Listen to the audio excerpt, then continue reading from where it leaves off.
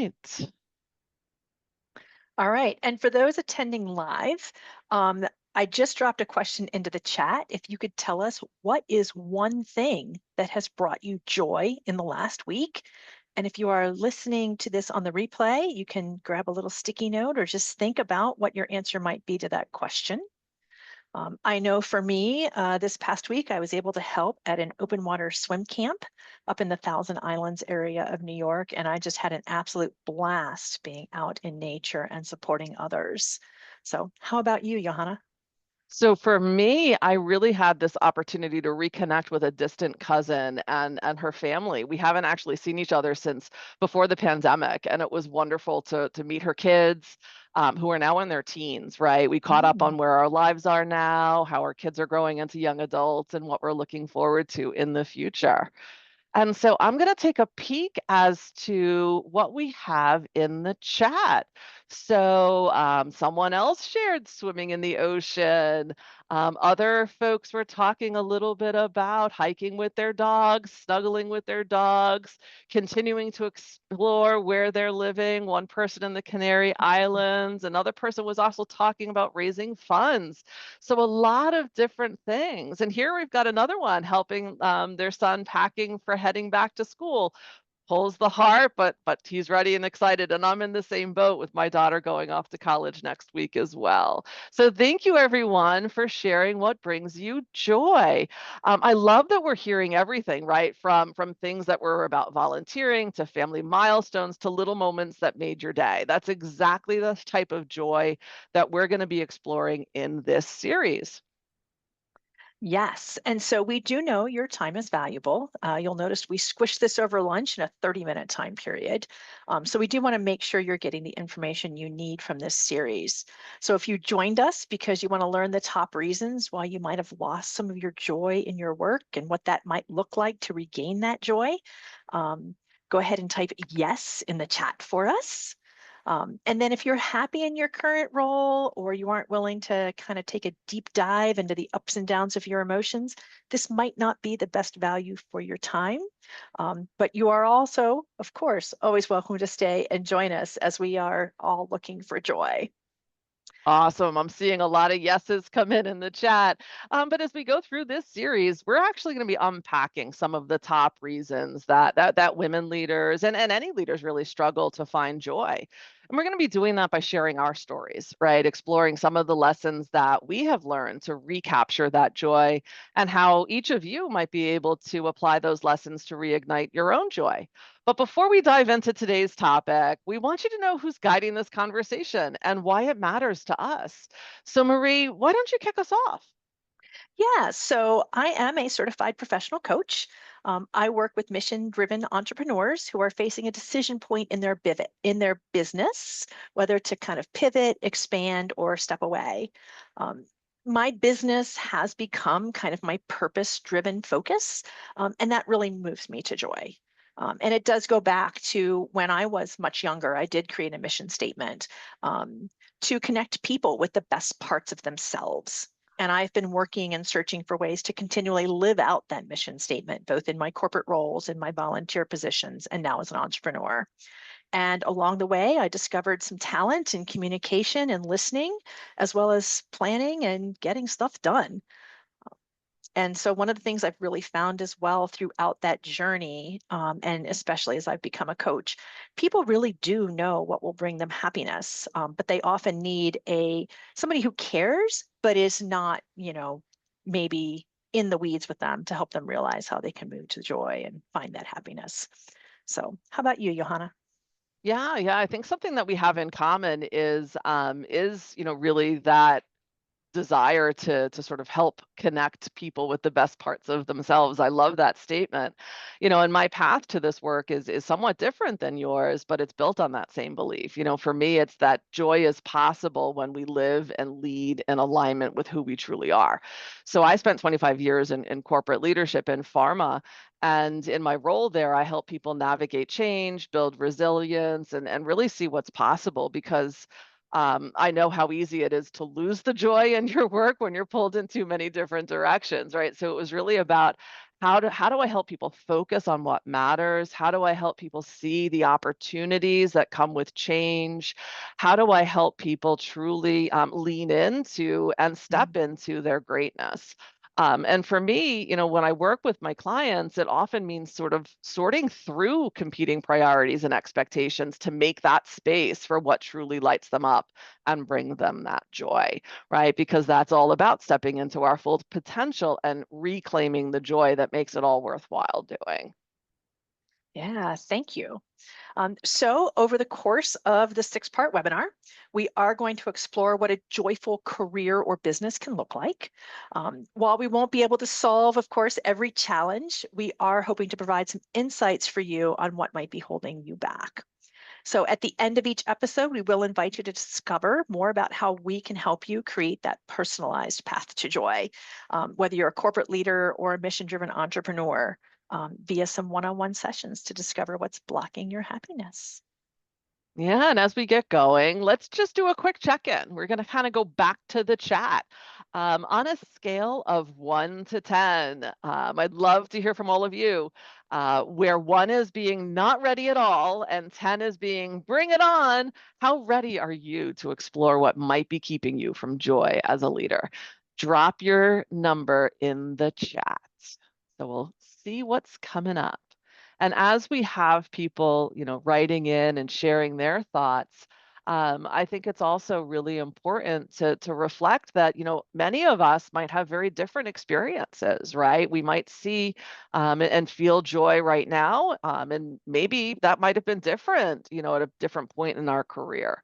And what I am seeing right now is, a number of different comments coming in, anywhere from, 7, 8, all the way up to 10. So I love that we have a mix here, right? It's telling me that people are curious. People might be ready to make a change, and there may be, a few who are, really experiencing true joy in the moment, which is fantastic.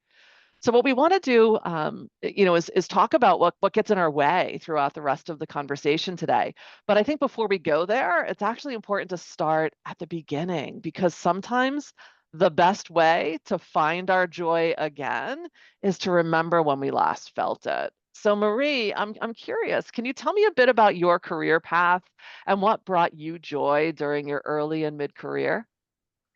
Yeah, that's a great question, right? And a great reminder that, we did have joy usually at one point. And so for me, I actually came out of college. I was a special education teacher.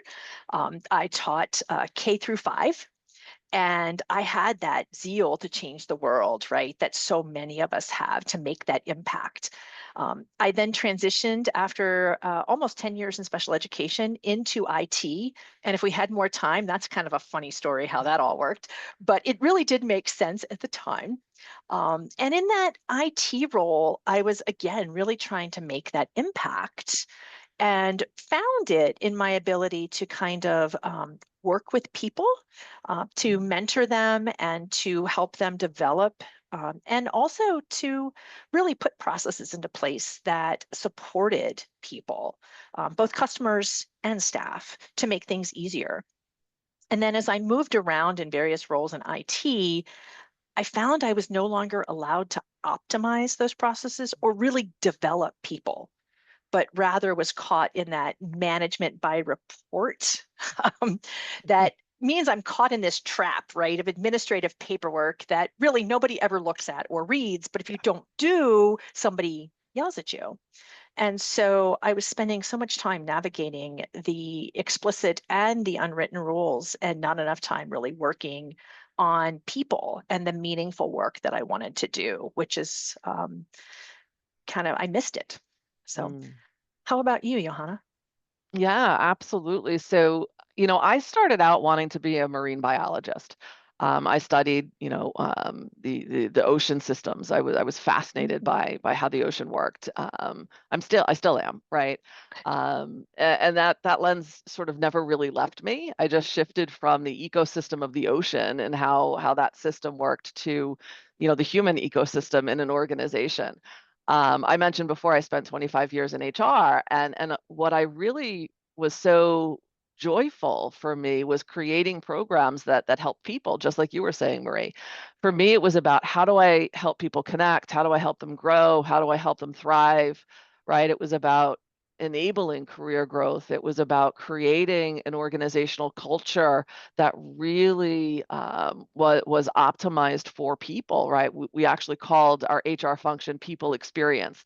And that was such it was so there was such intrinsic value and joy that I got out of that work, right? Building things that didn't exist yet, creating something new that was a totally different way to approach career growth, totally different leadership behaviors. And I love designing those experiences. So, at my core, I'm still that people person. I'm still the person also who thinks in systems, right? So, how do I create the systems that enable success? So I get really excited about that when I have that opportunity to make that impact, as you were saying. But for me, similar to you, the environment started to shift. It was taking a lot more energy for me to continue to work in this environment. And it wasn't giving me that same sense of joy and fulfillment and energy, right? And it no longer was sustainable for me. Not if I really wanted to keep feeling that joy in my work, right? Because like you, the bureaucracy is tiring, right? Sometimes, right? You're not able to do the work that really lights you up. And how do I, find that joy and the work that I'm doing going forward? How do I continue to maintain that? Yeah, so great points, right? And it's really interesting how we both had very different beginnings and very different corporate roles, but yet our motivation and values and reasons why we found joy in our work were very similar. Yeah. You loved building things where people felt seen and supported, and I was building processes that support people across their roles. And so we both found that joy in working with other people. So, as we start to explore kind of that myth of what might be Mm, stealing our joy, we both have recently moved into new roles as professional coaches in our quest to rekindle our happiness. mm. So, why didn't you make that career shift earlier? And what is that common mistake that some of our attendees might be making that's stealing their joy? Yeah, so funny enough, right? In my role, I was actually leading our global coaching program. So I was designing the strategy. I was really focusing in on enabling that development, building really the whole ecosystem, right? I had the privilege of scaling coaching to 6,000 employees in my organization, which was amazing. And I Mm, was also doing a lot of peer coaching, but mainly in more of that sort of mentoring way, guiding others without fully stepping into true coaching as my path. And I thought my purpose was truly being fulfilled behind the scenes, right? Because it felt good. I was making an impact. I was getting phenomenal feedback. I was seeing colleagues grow. And for a long time, that really was fulfilling and it was mhm. giving me a lot of joy. But that alone sort of didn't guarantee that I would be able to sustain that over time. And I was finding that even as I was helping others navigate their next chapters, I sort of also was holding this sort of belief that the corporate life was my safety net, right? That as long as I stayed, I'd have stability, I have security, I'd have a clear path forward. I would be able to continue to grow and to continue to make an impact. So in my mind, coaching full time was something I'd step into sometime in the future, probably as part of my retirement plan. But then, unfortunately, came a layoff. My role was eliminated 6 months ago, and at that point in time, that sort of put me in a situation where I had to sort of recalibrate and relook at what were the things that were bringing me joy. And with that layoff, really came this moment of clarity that I didn't realize I had actually been avoiding. That I thought the things that were holding me up, right? The stability, the security, the career path were actually things that were holding me back, right? So Mhm. that was that sort of first aha moment I had. And that's actually the myth that I think we're sort of tackling today, the myth of that corporate safety net. Because in my mind, stability and joy are not the same thing at all, right? It's easy to stay in our roles in our corporate world because we feel like we should, that it's the smart or the responsible choice. I even had family members tell me that, right? But if it's quietly pulling you away from what matters most, is it really security? Right? It's more like it's a current that you don't notice until you finally look up and realize that you're kind of far away from that work that really once brought you that joy. But Marie, I'm curious, what about you? Yeah, so for me, I had to be laid off multiple times and change companies multiple times in order for me to realize that that corporate safety net was a myth. Even though I told myself, I know this is not true, I still um, thought I couldn't be an entrepreneur. I thought that I had to tolerate all those rules in a company just to have the Hmm. health insurance, pay the mortgage, have that steady paycheck. And so that job security, right, truly is a corporate myth. So many Hmm. companies do talk about, we're going to be a family and support each other. And if you've got a great manager, sometimes that does happen at a small level. But really, when the financial bottom line says we're going to remove this division or we're going to Yeah. fire, X number of workers, they will very quickly lay off staff, Hmm. sometimes without even a severance. So, you know, I think I might have finally learned that that truly is a myth, but um, it took me a long time. Yeah. Yeah. Yeah, I agree. It took me a long time too, and it was sort of an epiphany when it came to me. And I still had conversations with friends, with family, with people in my community about their perceptions of, the fact that what was I going to do next? What was the next job that I was going to be applying for? And I was like, well, no, I'm actually going to focus on, the thing that brings me this joy, just like you're talking about, right? And many of us may have felt that pull to stay someplace because it feels and seems safer, even when the reality keeps proving us otherwise. And that safety, I think, what you were just saying, that can come at a cost, especially if it keeps us from the work and ultimately the life that we really want. So I've heard a couple of, comments in the chat, people agreeing that, this is something that they agree with, right? The myth of the corporate safety net. And so I'm curious, before we turn it over to Marie for our next question, for folks in the chat, if you're comfortable popping it in there, when you think about your career, I'm curious, what does security mean to you? So if you're live here, feel free to drop that in the chat. And if you're watching the replay, just take a moment to sort of reflect and maybe jot it down for yourself and think about, what does security mean to you in the context of your career? Yeah, and so that security, right, is something that a lot of us do seek. And so, Johanna, what have you learned as a coach that could help those in our audience that are struggling with that same myth of the corporate safety net and maybe that need to kind of maybe reinvent themselves moving forward to find joy? Yeah, so I think there's two things that I'd sort of highlight for me. And for me, this past year has been a revelation in a lot of ways, on how important it is to protect your energy, not just your time, but your actual energy, right? As we've said and we've shared, oftentimes we've defined security as that steady, paycheck, the steadiness, the financial, the predictability of it, the good benefits, the familiar routine. But if that, security is costing you your energy and your joy, it's not really security. For me, I poured everything into my purpose. And I loved it. And I was highly fulfilled. And I'm highly grateful for the career I had. But I also didn't notice what was actually quietly sort of draining me. So real security in my mind and that lasting joy comes from knowing how to sustain yourself, noticing what fuels you, what depletes you, and then making decisions from that place. I like to call it saying the yes that matters, right? Because sometimes we say yes, but it's not the right yes. And noticing what is really truly fueling us is when clarity and possibility and ultimately joy start to return. And then there's one other thing. The other thing that I've learned is that many of the limits that we put on ourselves are things and stories that we tell ourselves. We convince ourselves with those stories, I have to wait until I'm ready. I have to play it safe. I have to stay where I am. I should, continue to work in this role.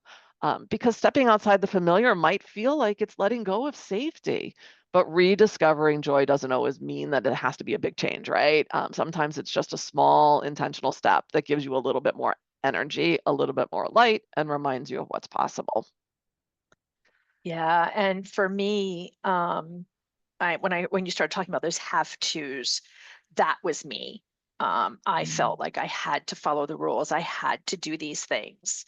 And so I really had to examine that and make some new rules for myself and my professional life around what safety really means. mhm, I had to learn to trust myself. That's a tough one for many of us. Um, and I had to trust my skills. And one of those mm, things that I had to learn to trust was that while my resume with my technical skills might have gotten me in the door of a company, the reason they hired me and the reason I was generally successful in my roles was my ability to work with people, my yeah, process and my planning skills, and my determination just to make things happen. yeah. And so when I realized I needed to change that rule from trusting a company to trusting myself with those same skills, that's a big part of what let me connect with my joy again. Yeah, yeah. And I think that's so important, right? Because obviously, many of us we work, right? Because we're satisfying our needs, our financial needs, right? Our ability to support our families, our ability to ensure that we have, benefits and all of those different types of things. But what you just said there, that trust in yourself is so vitally important, right? Because sometimes we do lose that trust in ourselves. And when we lose that trust in ourselves, that's what's really sapping our joy, right? And so it's trust in ourselves that we have the skills, we have the knowledge, we have the energy, we have everything that we need inside of us in order to succeed. And Mhm. that is a pretty powerful statement, right? And then that enables us to make really informed choices about how do we choose happiness? How do we choose joy every day? So I love that you brought that up and that question that you're sort of finding for yourself, that trust that you're finding for yourself is so important. So I know we've just talked about the myth of buying into the corporate safety net. We know that everyone, everywhere needs to examine that myth. And we're here to wrap up today. We've got about 5 more minutes left. So as we do wrap up, I invite you to think about that version of security that you've been holding on to, the ones that you typed in the chat. And is it really protecting your joy or is it quietly draining it? Yeah, and as we do wrap up, some things that, maybe some positive steps that you can take to discover where that myth might be hiding in your life. We do have three things that you could try. Um, so one of them is to think about what brought you joy earlier in your career, kind of like Johanna and I did talk about, right? Johanna, you want to talk a little bit about number two? Yeah, and I guess that's about that energy, right? Paying attention to what fuels you and what drains you over the next week. Ask yourself that question and make sure that you're prioritizing the things that fuel you. And Marie, for the last one? Yeah, so it's challenge a rule. Identify one belief that you have about that security, um, and really ask yourself, is it still true? Yeah. Um, and as we kind of talked about before, as people are kind of thinking about those and looking at them over the next week, for many people, we do need a trusted person who's outside of that immediate circle to help us see those possibilities we haven't been able to see. That was certainly very true for me because, as I mentioned, I kept seeing, right? I kept getting laid off, I kept changing jobs, and still didn't have that joy. And I needed an outside person to kind of help me see that, um, to help me discover that the strongest safety net you'll ever have is one that you create for yourself. Um, and so, whether it's through Johanna, your Waves transformation journey, or through the Move to Joy framework, one of the things we do as professional coaches is help people personalize this reinvention process and this process for searching of joy and happiness, so that it's sustainable and aligned with what matters most. Um, so we invite anyone that is here to reach out for a one-on-one session, and we can help uncover what's kind of been blocking your happiness. Yeah, and absolutely. And as I said earlier, we're also going to continue this conversation. So we'll be doing a few more of these different sessions. And next time, we'll be exploring another myth that can pull you away from the work and the life that you actually want, and how you can actually start to steer back towards joy. So our next webinar will feature the myth of being unable to say no. And that will be on Thursday, September 4th at 12:30 p.m. Eastern Time. So take a look in your inbox for some more information, or Marie's going to pop in the link where you can pre-register. So we'd like to thank you so much for joining us on the start of this journey as we are making waves to move to joy. And we hope that you all have a wonderful rest of your day and a fantastic weekend ahead. Thank you all. Thanks, everyone. Bye. Bye-bye.